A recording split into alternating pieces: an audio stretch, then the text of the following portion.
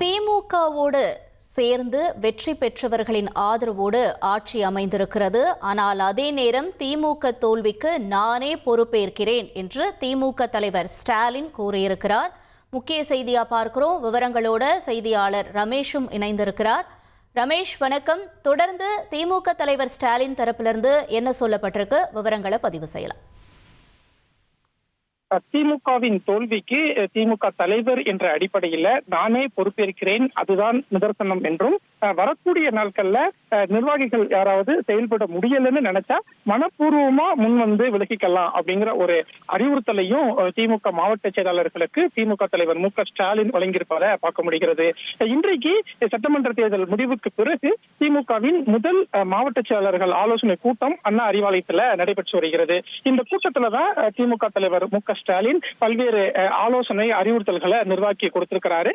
அப்போ திமுக தலைவர் உரையாற்றும் போது என்ன ஆனாலும் சரி, சூரியன் ஒருபோதும் மறையாது, திரும்ப உதித்தே தீரும், சூரியன் இல்லாம எதுவும் நடக்காது, இது இயற்கைக்கு நீதி மட்டுமல்ல, தமிழ்நாட்டு அரசியல் நீதியும் இதுதான் அப்படின்னு சொல்லியிருக்காரு. அதே மாதிரி நடந்து முடிந்த தேர்தல்ல எந்த கட்சிக்கும் ஆட்சி அமைக்கும் அளவுக்கு பெரும்பான்மை கிடைக்கல. இப்ப அமைந்திருக்கும் அரசும் கூட்டணி கட்சிகளோட தயவலாதான் ஆட்சியை அமைச்சிருக்காங்கன்னு சொல்லியிருக்காரு. அதுவும் திமுக கூட சேர்ந்து வெற்றி பெற்ற கூட்டணி கட்சி ஆதரவோட தான் தற்போதைய அரசு அமைந்திருக்கு அப்படின்னு திமுக தலைவர் மு.க. ஸ்டாலின் இன்றைய கூட்டத்தில் பேசியிருப்பதை பார்க்க முடிகிறது. மேலும் திமுகவுக்கு பெரும்பான்மை கிடைக்கலையே தவிர கணிசமான எண்ணிக்கையில வாக்குகள் கிடைச்சிருக்குன்னு சொல்லியிருக்கக்கூடிய திமுக தலைவர் மு.க. ஸ்டாலின் கொஞ்சம் வரலாற்றை திரும்பி பார்த்தா 1989 திமுக ஆட்சிக்கு வந்தது. அடுத்து நடைபெற்ற 1991 தேர்தல்ல திமுகவுக்கு 2 இடங்கள் மட்டும்தான் கிடைச்சது. அதே மாதிரி 96 மீண்டும் திமுக ஆட்சிக்கு வந்து அடுத்து 2001 திமுகவுக்கு 37 இடங்கள் மட்டும்தான் கிடைச்சது. ஆனா 2006 திமுக ஆட்சி அமைச்ச நிலையில 2011 31 இடங்கள் தான் கிடைச்சது அப்படின்னு கடந்த கால வரலாற்றை திமுக மாவட்ட செயலாளர்கள் கூட்டத்துல திமுக தலைவர் மு.க. ஸ்டாலின் பேசியிருப்பதை பார்க்க முடிகிறது. இவ்வாறு திமுக ஆட்சியில் இருந்து தோற்ற போதெல்லாம் மிக குறைந்த இடங்கள்லயே நாம வென்றிருக்கோம். ஆனா இந்த தேர்தல் 2026 தேர்தல் அப்படிங்கிறது திமுக 59 இடங்கள்ல வெற்றி பெற்றிருக்கு, திமுக கூட்டணி 73 இடங்கள்ல வெற்றி பெற்றிருக்கு. கடந்த கால வரலாறுகளை பார்க்கும்போது இந்த முறை திமுகவுக்கு அதிகமான விழுக்காடு வாக்கு கிடைச்சிருக்கு அப்படின்னு நிர்வாகிகள் மத்தியில திமுக தலைவர் மு.க. ஸ்டாலின் பேசியிருப்பதை பார்க்க முடிகிறது. அதே மாதிரி இப்போ திமுக நிர்வாகிகளையும் திமுக தலைவரான என்னையும் பார்க்கக்கூடிய எல்லாருமே திமுக தான் ஜெயிக்கும் நினைச்சோம், நாங்க ஒரு ஓட்டு போட்டு என்ன ஆயிரும் அப்படின்லாம் நினைச்சோம் அப்படின்னு என்ன பார்த்து புலம்புறாங்க அப்படின்னு திமுக தலைவர் மு.க. ஸ்டாலின் நிர்வாகிகள் மத்தியில பேசியிருக்கக்கூடிய தகவல் நமக்கு இப்ப வந்திருக்கிறத பார்க்க முடிகிறது.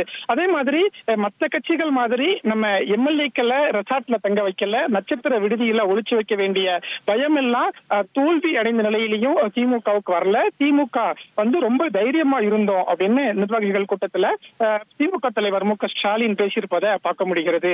மேலும் என்னை பொறுத்தவரையில் கடந்த 5 ஆண்டு காலமும் திமுக தலைவராக முதலமைச்சராக நான் கடுமையா உழைச்சேன், திமுக நிர்வாகிகளையும் நான் கடுமையா உழைக்க வச்சேன் அப்படின்னு திமுக தலைவர் பேசியிருக்காரு.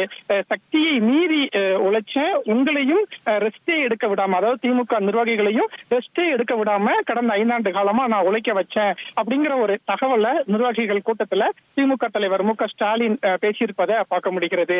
மேலும் இதுவரை எந்த அரசும் செஞ்சிராத சாதனைகளை திமுக அரசு செஞ்சு காட்டணும். கோடிக்கணக்கான மக்களுக்கு நேரடியா பயன் தரக்கூடிய ஆட்சியா திமுக ஆட்சி இருந்தது, இது மக்களுக்கே தெரியும். இருந்தாலும் நம்ம ஆட்சி அமைக்க முடியாத சூழல் வந்திருக்கு அப்படின்னு திமுக தலைவர் மு.க. ஸ்டாலின் பேசியிருப்பதை பார்க்க முடிகிறது.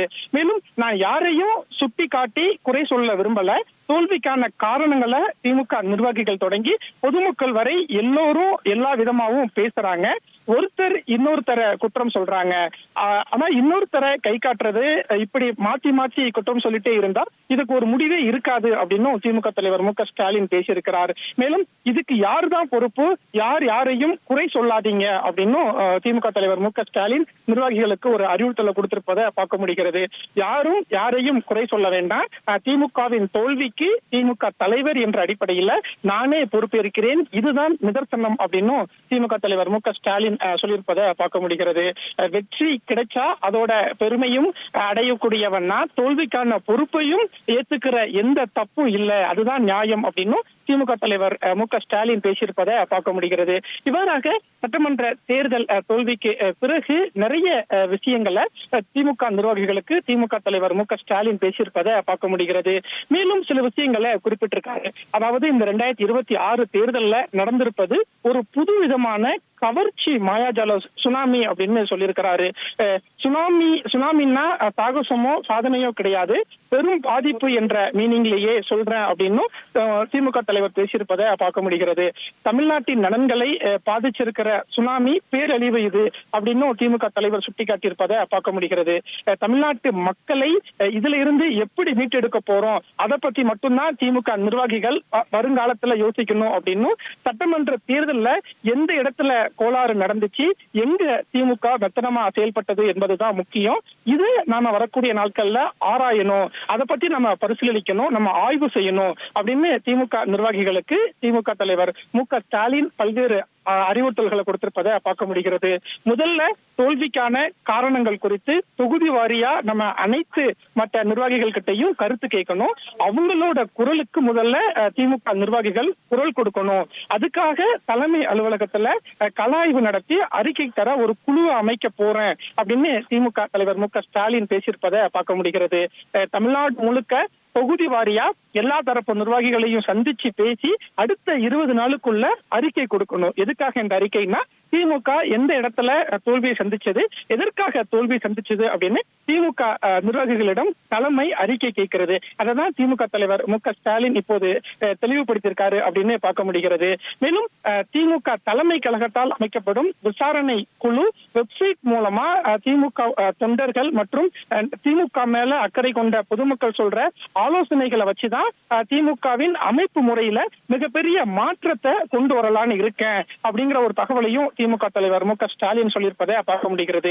ஏற்கனவே நம்ம சொல்லியிருந்தோம் வரக்கூடிய நாட்கள்ல திமுகவுல பல மாற்றங்கள் இருக்க போகுது அப்படின்னு சொல்லியிருந்தோம். இன்றைக்கு திமுக தலைவர் மு.க. ஸ்டாலினும் அதை உறுதிப்படுத்தியிருக்கிறார். நிர்வாகிகளோடு ஆலோசிச்சு அறிக்கை பெற்று அந்த அறிக்கையின் அடிப்படையில திமுகவுல பல மாற்றங்கள் இருக்கும் அப்படிங்கிற தகவலை இன்றைக்கு திமுக தலைவர் மு.க. ஸ்டாலின் சொல்லியிருப்பதை பார்க்க முடிகிறது. இப்படியாக இன்றைக்கு நடைபெற்ற திமுக நிர்வாகிகள் ஆலோசனை கூட்டத்துல பல்வேறு அறிவுறுத்தல்களை திமுக தலைவர் மு.க. ஸ்டாலின் சொல்லியிருக்கிறத பார்க்க முடிகிறது. மேலும் மாவட்ட செயலாளர்கள் தான் மாவட்டத்துக்கு முக்கியம், அதை நான் மறுக்கல, அதுக்காக மாவட்ட செயலாளர்கள் மட்டுமே முக்கியம்னு ஆகிவிடக்கூடாது, எல்லாருமே முக்கியம் தான், ஒரு கட்டத்துக்கு எல்லா தூணும் முக்கியம் அப்படின்னு சொல்லியிருக்காரு.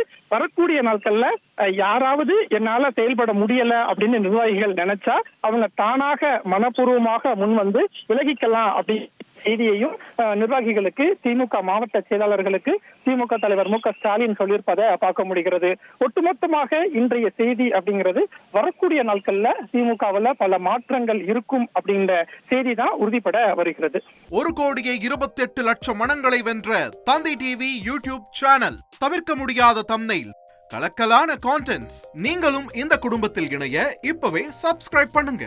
அசுரபலம் கொண்ட எங்கள் டிஜிட்டல் கரங்களில் உங்கள் விளம்பரங்களை சேர்க்க வாட்ஸ்அப் பண்ணுங்க 8939888838. Email advtthanditv@dttv.in.